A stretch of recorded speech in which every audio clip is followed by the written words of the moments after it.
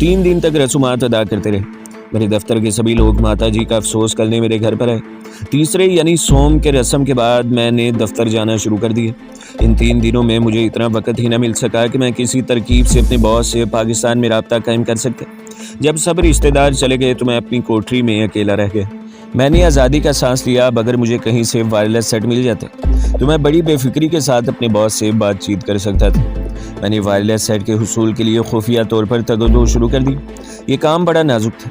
दिल्ली में अपना सफारत खाना इस सिलसिले में मेरी बड़ी मदद कर सकता था, मगर मुझे अपने सफारत खाने का रुख करने से सख्ती से मना कर दिया गया था। इसी जुस्तजू में एक रोज़ मैं दिल्ली के कनाट पैलेस के एक रेडियो की बहुत बड़ी दुकान में गया तो वहाँ एक वायरलेस सेट पड़ा देखकर चौंका। पहले मैं रेडियो और टीवी सेट देखता रहा, फिर दुकानदार से पूछा कि आप वायरलेस सेट भी फ़रोख्त करते हैं। इस पर दुकानदार ने मुस्कुरा कर कहा, नहीं महाशय जी, ये तो महकमा मौसमियात वालों का है, मुरम्मत के लिए आया है। अचानक मेरे जहन में एक स्कीम बेदार हुई। दुकान बहुत आलीशान थी, लाखों का सामान पड़ा था। सेल्समैन चल फिर कर ग्राहकों को टीवी सेट वगैरह दिखा रहा था।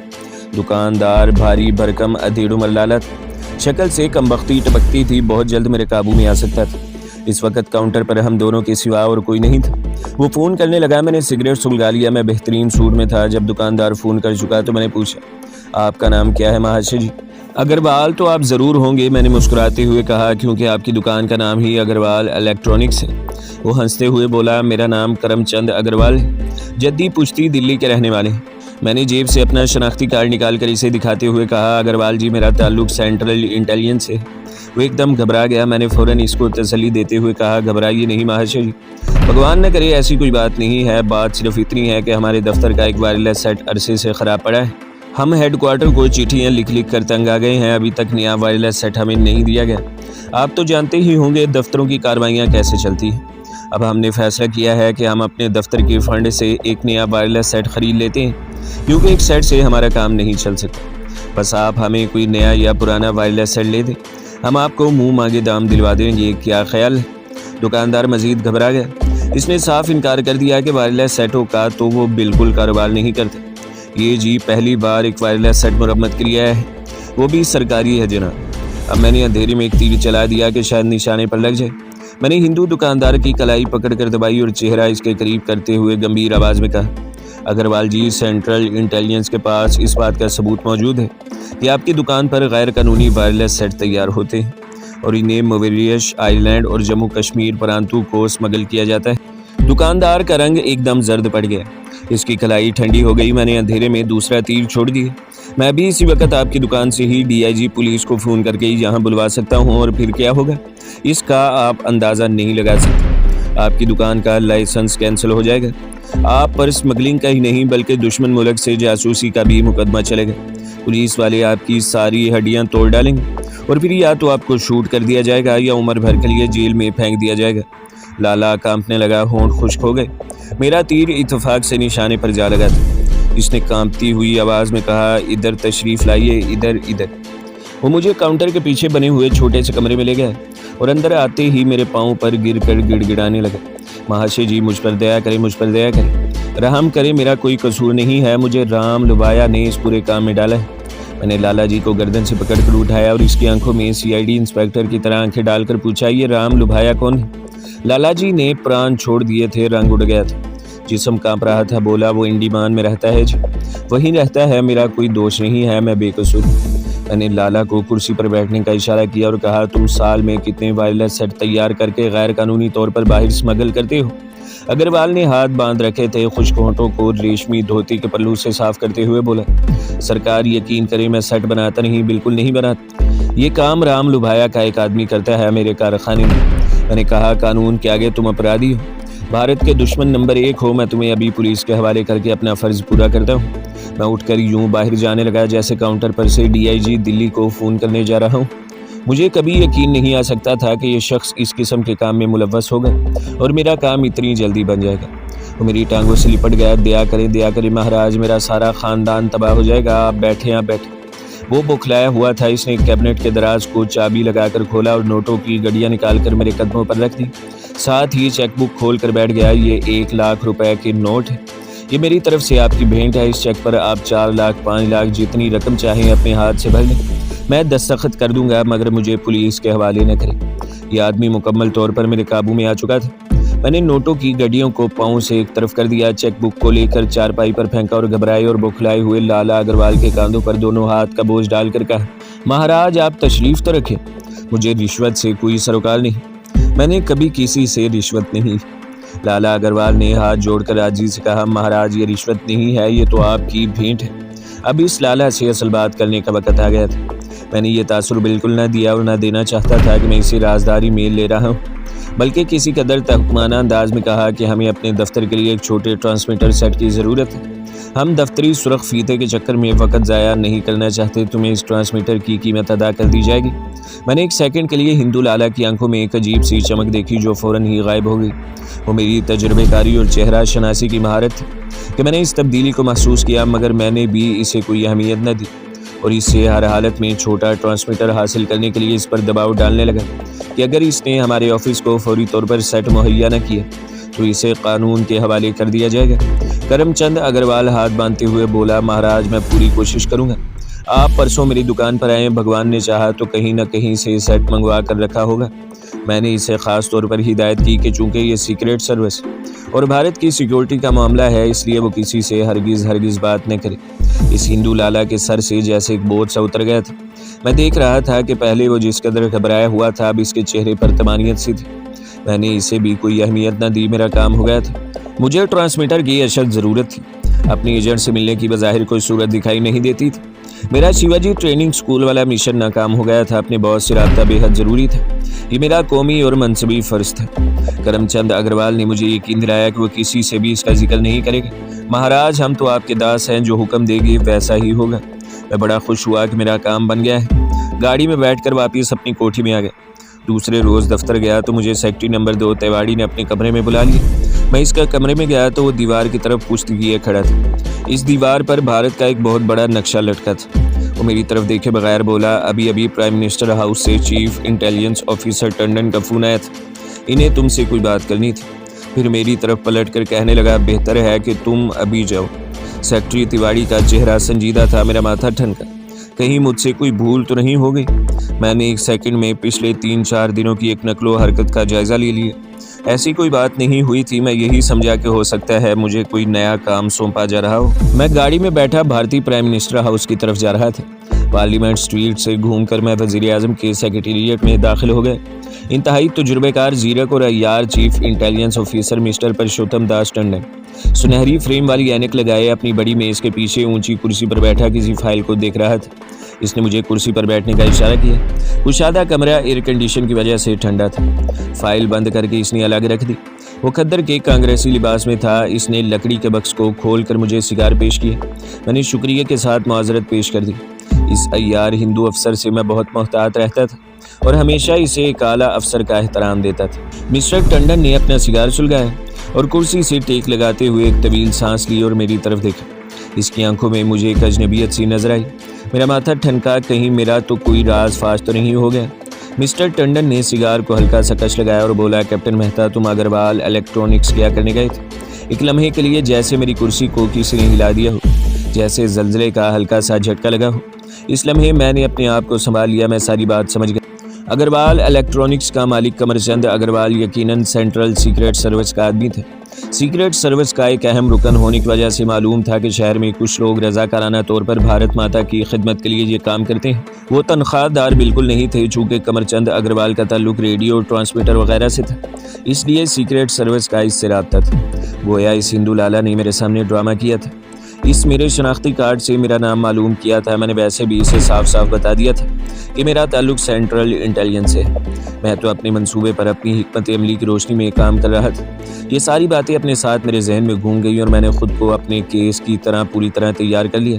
اپنے چہرے پر کسی قسم کی گھبراہٹ کے آثار بالکل نہیں دیے اور کہا، سر مجھے اطلاع ملی تھی کہ اگروال الیکٹرانکس کے مالک کا ایسے لوگوں سے ملنا ہے جو غیر قانونی طور پر وائرلیس سیٹ موریشیس، آئی لینڈ اور سری لنکا کو سپلائی کرنے کا دھندا کرتے ہیں۔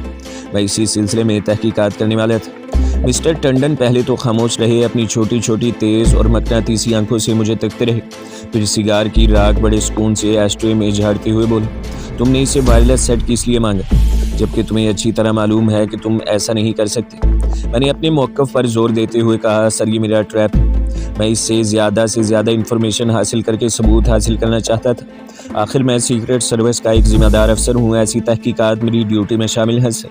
مسٹر ٹنڈن نے سگار کا ہلکا سا کش لگایا اور کہنے لگے، کیپٹن مہتا، مجھے افسوس ہے کہ تم نے ایک ذمہ دار سیکرٹ آفیسر کا ثبوت نہیں دیا۔ جو کچھ تم نے کیا وہ تمہاری ڈیوٹی میں شامل نہیں تھا۔ میں نے گہرا سانس بھرتے ہوئے کہا، ٹھیک ہے sir, I am sorry. Mister Tandon نے کہا، اب تم وہاں کبھی نہیں جاؤ گے، تمہارا کام دفتر میں رہ کر فرائض انجام دینا ہے، باہر ہمارے آدمی کام کر رہے ہیں۔ میں نے اس معاملے کو اوپر تک نہیں پہنچایا، مجھے امید ہے تم آئندہ محتاط رہو گے، اب تم جا سکتے ہو۔ میں نمسکار کر کے چلا گیا۔ میری خوش قسمتی تھی کہ میں نے اس کمینے اگروال سے زیادہ رازداری کے انداز میں بات نہیں کی تھی۔ میں اس سے ایک سیکرٹ سروس کے افسر کی حیثیت سے ہی بولتا رہا تھا، ورنہ اس نے مجھے مروا دینا تھا۔ اگروال کیس تو ختم ہو گیا تھا، مگر میری چھٹی حص نے مجھے خبردار کر دیا تھا کہ مسٹر ٹنڈن کے دل میں ہلکا سا شبہ پڑ گیا ہے۔ یہ شبہ کیا تھا، وہ کیا سوچ رہا تھا، اس بارے میں واضح طور پر میں کچھ نہیں کہہ سکتا تھا۔ میں نے بے حد محتاط رہنے کا فیصلہ کر لیا۔ وائرلیس سیٹ یعنی ٹرانسمیٹر حاصل کرنے کا مسئلہ ابھی تک حل طلب تھا اور مجھے باس سے فوری رابطہ کرنے کی ضرورت تھی، لیکن حالات کے پیش نظر میں نے کچھ دیر کے لیے خاموش رہنے کا ہی فیصلہ کیا۔ ایک ہفتہ خاموشی سے گزر گیا۔ اس دوران دلی میں اپنے ایجنٹ نے بھی مجھ سے رابطہ پیدا کرنے کی کوشش کی۔ 2 بار شام کے وقت میں سیر کے بہانے قلعے کے سامنے والے میدان کی طرف بھی گیا۔ اسی جگہ مجھے اپنا ایجنٹ مجذوب کی صورت میں ملا تھا، لیکن وہ مجھے کہیں دکھائی نہ دیا۔ میں نے اپنے آپ کو دفتر کے کام میں لگا لیا۔ وقت پر دفتر جاتا، کام کرتا، سب سے ملتا، شام کو واپسی پر اپنی کوٹھی میں آ جاتا۔ دن میں ایک آدھ بار سجاتا کا فون آ جاتا، کبھی شام کو وہ اپنی ماتا جی کے ساتھ آ جاتی تھی، تھوڑی دیر بیٹھ کر باتیں کرتی اور چلی جاتی۔ مجھ سے شادی پر اس کا اصرار بڑھ گیا۔ میں ہر بار کوئی نہ کوئی بہانہ بنا کر اسے ٹال دیتا۔ اسی طرح 15-20 دن گزر گئے۔ ایک دن میں دفتر میں بیٹھا کام کر رہا تھا کہ سجاتا کا فون آ گیا۔ کہنے لگی، آج شام اشوکا کے لان میں بیٹھ کر کافی پینے کو جی چاہتا ہے، دفتر سے نکل کر میرے ہاں آ جانا، آج میں جلدی گھر جا رہی ہوں۔ مجھے کیا اعتراض ہو سکتا تھا، ان دنوں ویسے بھی ایک طرح سے خالی ذہن سا ہو گیا تھا۔ سوچا چلو ذرا سجاتا کے ساتھ ہی جی بہل جائے گا۔ شادی کے سلسلے میں میں نے اسے سمجھا رکھا تھا کہ 1 سال تک میری ترقی ہونے والی ہے۔ دفتر سے فارغ ہونے کے بعد میں نے گاڑی نکالی اور سجاتا کے بنگلے پر پہنچ گیا۔ اس کی ماتا جی نے میرا سواگت کیا۔ سجاتا پہلے سے تیار تھی۔ ہم گاڑی میں بیٹھ کر اشوکا ہوٹل میں آ گئے۔ میں نے محسوس کیا کہ سجاتا کچھ پریشان سی تھی، جیسے وہ مجھ سے کچھ کہنا چاہتی ہو، مگر اسے بات شروع کرنے کے لیے موزوں الفاظ نہ مل رہے ہوں۔ وہ موقع کا انتظار کر رہی تھی۔ میں نے بھی کریدنے کی کوشش نہ کی، لیکن دل میں سوچتا رہا کہ سجاتا کے ذہن میں کیا ہے۔ کبھی اس کے سابق عاشق ارون کی طرف خیال چلا جاتا کہ کہیں اس نے کوئی نیا شوشہ تو نہیں چھوڑ دیا۔ ہم ہوٹل کے ایک لان میں ایک رنگین میز پر بیٹھ گئے۔ موسم خوشگوار تھا اور ٹھنڈی ہوا چل رہی تھی۔ برسات کا موسم شروع ہونے میں زیادہ دیر نہیں تھی۔ جب تک بیرا کافی نہیں لگا لایا، سجاتا ادھر ادھر کی باتیں کرتی رہی۔ جب بیرا چلا گیا تو سجاتا نے کافی بناتے ہوئے کہا، کشن مجھے تم سے ایک بڑی ضروری بات کرنی ہے۔ میں ہوشیار ہو گیا، سوچا ضرور شادی کا الٹیمیٹم دے گی۔ میں نے سگریٹ سلگاتے ہوئے کہا، ضرور کرو، میں سن رہا ہوں ڈیئر۔ سجاتا چپ ہو گئی۔ کافی کی پیالی میرے سامنے رکھنے کے بعد وہ اپنی کافی کی پیالی میں آہستہ آہستہ چمچ ہلا رہی تھی۔ میری نظریں اس کے چہرے پر جمی ہوئی تھی، اس کے چہرے پر جو ایک گہرا تجسس تھا۔ اس سے صاف پتہ چل رہا تھا کہ بات شادی کی نہیں ہے۔ میں بھی سخت تجسس کے عالم میں تھا کہ آخر یہ مجھے کیا بتانا چاہتی ہے۔ اس کے بعد جو کچھ سجاتا نے بتایا، اس کے بارے میں مجھے گمان بھی نہیں ہو سکتا تھا۔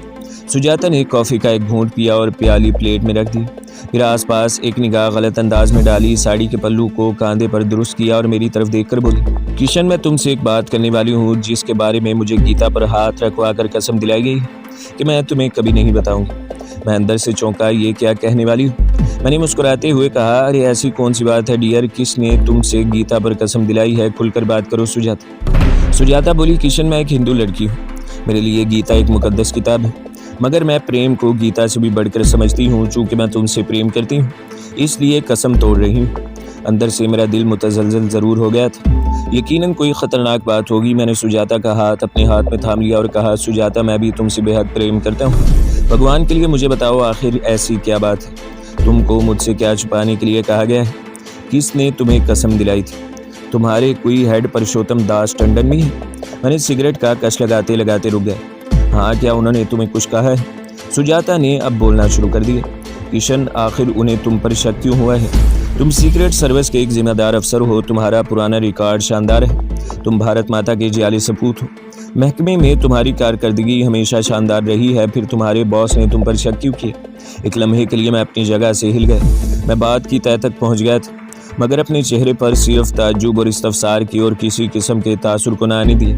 ٹنڈن صاحب کو مجھ پر کیا شک ہوا ہے؟ تم کھل کر بات کیوں نہیں کرتی سجاتا؟ سجاتا نے کہا، آج صبح ٹنڈن صاحب نے خاص طور پر مجھ سے ملاقات کی تھی۔ انہوں نے مجھے اپنے آفس میں بلوایا اور بھارتی ترنگے میں لپٹی ہوئی گیتا کو میرے سامنے رکھ دیا اور بولے، سجاتا بیٹی، یہ گیتا ہے، اس پر ہاتھ رکھ کر دھرم اور اپنے دیش کے نام پر قسم کھاؤ کہ جو باتیں میرے اور تمہارے درمیان ہوں گی اس کا ذکر تم کسی سے نہیں کرو گی۔ میں نے بہت پوچھا کہ آخر ایسی کون سی بات ہے جو وہ مجھ سے کرنے والے ہیں؟ اس پر ٹنڈن صاحب نے کہا کہ بیٹی، یہ نیشنل سیکیورٹی کا معاملہ ہے۔ تب میں نے گیتا پر ہاتھ رکھ کر وچن دیا کہ وہاں جو بھی گفتگو ہوگی اس کا ذکر میں کسی سے نہیں کروں گی۔ پھر مسٹر ٹنڈن نے مجھے کہا، بیٹی، تم جانتی ہو کہ ہمارا سینٹرل انٹیلیجنس کا محکمہ ہے اور ہم پر خصوصی طور پر پرائم منسٹر اور راجدھانی کے علاوہ پورے بھارت ورش کی سیکیورٹی کی ذمہ داری ہے۔ ہم اگر ملک میں دشمنوں کے ایجنٹوں کا سراغ لگانے میں لگے رہتے ہیں اور انہیں گرفتار کر کے پولیس کے حوالے کرتے ہیں تو خود اپنے سٹاف کی بھی سال میں ایک بار خفیہ طور پر سیکیورٹی کرتے ہیں۔ اس کا مطلب یہ نہیں ہوتا کہ ہمیں اپنے سٹاف کے کسی ممبر پر شک ہے، لیکن ہم یہ چیکنگ اور سیکیورٹی انتہائی رازداری سے کرتے ہیں۔ یہی وجہ ہے مس سجاتا کہ ہم آپ کو اعتماد میں لے رہے ہیں، کیونکہ ہم تمہارے منگیتر کیپٹن کشن مہتا کی روٹین کی چیکنگ کرنا چاہتے ہیں۔ کشن میں پریشان ہو گئی۔ مجھے ایسا لگا کہ وہ لوگ تم پر دشمن کے ایجنٹ ہونے کا شبہ کر رہے ہیں۔ چیف انٹیلیجنس مسٹر ٹنڈن کے دل میں کیا تھا میں سمجھ گیا تھا۔ اس نے سجاتا کے آگے جھوٹ بولا تھا کہ وہ سٹاف کی رسمی چیکنگ کی مہم کے سلسلے میں میری سیکیورٹی کر رہے ہیں۔ اسے اگروال والے ٹرانسمیٹر کے واقعے کے بعد سے مجھ پر شک ہو گیا تھا اور وہ سجاتا کے ذریعے میری چھان بین کر رہا تھا۔ وہ شاید مجھے کسی ٹریپ میں الجھانا چاہتا تھا۔ میں نے دل میں خدا کا شکر ادا کیا کہ اس نے یہ بات سجاتا ہی سے کی تھی اور سجاتا مجھ سے پریم کرتی تھی۔ اسے بھارت ماتا سے زیادہ مجھ سے پیار تھا۔ اب میں یہ معلوم کرنے کے لیے بےتاب تھا کہ عیار ٹنڈن نے مجھے پھانسنے کے لیے یا میری اصلیت معلوم کرنے کے لیے کون سا جال پھیلایا تھا۔ میں نے مسکراتے ہوئے ٹنڈن کی تائید کی اور کہا، ارے نہیں سجاتا، ایسی بات نہیں ہے۔ ٹنڈن صاحب نے تم سے بالکل ٹھیک کہا ہے۔ یہ تو ہر سال انٹیلیجنس کے سینٹرل اسٹاف کی خفیہ چھان بین کی جاتی ہے۔ یہ محض ایک رسمی کارروائی ہوتی ہے۔ ویسے میں تمہارا شکریہ ادا کرتا ہوں کہ تم نے یہ سب کچھ مجھے بتا دیا اور ایسا تم نے محض مجھ سے پریم ہونے کی وجہ سے کیا۔ مگر ٹنڈن صاحب نے آگے کیا کہا؟ یہی معلوم کرنے کے لیے میں بےتاب تھا، مگر بظاہر کسی قسم کی بےتابی کا اظہار نہیں کر رہا تھا، بالکل نارمل اور سکون کے انداز میں پوچھ رہا تھا۔ سجاتا بولی، انہوں نے مجھے پاکٹ سائز کا ایک چھوٹا پاورفل ٹرانسمیٹر دراز میں سے نکال کر دیا اور کہا کہ بیٹی، تم یہ ٹرانسمیٹر اپنے کمرے کی میز پر جا کر رکھ دینا، پھر کیپٹن کشن مہتا یعنی اپنے منگیتر کو بلا کر اس کمرے میں لے جانا۔ اسی بہانے اسے ٹرانسمیٹر دکھا کر کہنا کہ یہ ہمارے ایئر انڈیا کے آفس میں تھا، خراب ہو گیا ہے، میں اسے لے آئی ہوں۔ اب یہ کسی کام کا نہیں، مجھے اچھا لگتا ہے، باس نے مجھے دے دیا ہے، میں اسے شو پیس کے طور پر رکھنا چاہتی ہوں۔ اس پر تمہارا منگیتر جو رد عمل ظاہر کرے اس کے بارے ہمیں اطلاع کر دینا۔ بس بیٹی سجاتا، تمہارا اتنا ہی کام ہوگا۔ پھر ٹنڈن جی کہنے لگے، ہمیں معلوم ہے کہ کیپٹن کشن مہتا بھارت پریمی ہے، بھارت ورش کے لیے ان کی بہت خدمات ہے، ان کی ذات شک و شبے سے بلند ہے، مگر بیٹی ہمیں صرف ضابطے کی کارروائی ہی پوری کرنی ہے۔ تم سن کر حیران ہوگی کہ ایسی چیکنگ تو خود میری بھی خفیہ طور پر کی جاتی ہے۔ نیشنل سیکیورٹی کے لیے ہمیں ایسا کرنا ہی پڑتا ہے۔ سجاتا ایک لمحے کے لیے خاموش ہوگی۔ اس نے کافی کا دوسرا گھونٹ ابھی تک نہیں پیا تھا۔ ایک بار پھر اپنے خشک ہونٹوں پر زبان پھیر کر بولی، انہوں نے ٹرانسمیٹر لفافے میں ڈال کر مجھے دے دیا۔ ایک بار پھر انہوں نے بھارت ماتا اور گیتا کے نام پر مجھ سے قسم لی کہ میں اس راز کو اپنے سینے میں ہمیشہ کے لیے دفن کر دوں گی۔ میں نے وہ ٹرانسمیٹر لا کر اپنے کمرے میں رکھ دیا۔ جب تم ہمارے گھر آئے تو ٹرانسمیٹر میرے کمرے کی میز پر پڑا تھا، مگر میں نے فیصلہ کر لیا کہ تم سے کوئی بات نہیں چھپاؤں گی، اس لیے کہ میں تم سے پریم کرتی ہوں۔ پھر اس نے میرا ہاتھ تھام لیا۔ سجاتا کا ہاتھ ٹھنڈا ہو رہا تھا، بیچاری واقعی مجھ سے پریم کرتی تھی۔ کہنے لگی، کشن مجھے بتاؤ، اس میں کوئی گڑبڑ کی بات تو نہیں ہے نا؟ تو دوستو، اگلی قسط سننے کے لیے ہمارے چینل کو سبسکرائب کریں، ویڈیو کو لائک کریں اور بیل کے آئیکن کو بھی دبا دیں تاکہ ہر جو آنے والی ویڈیو ہے وہ آپ کو سب سے پہلے ملتی رہے۔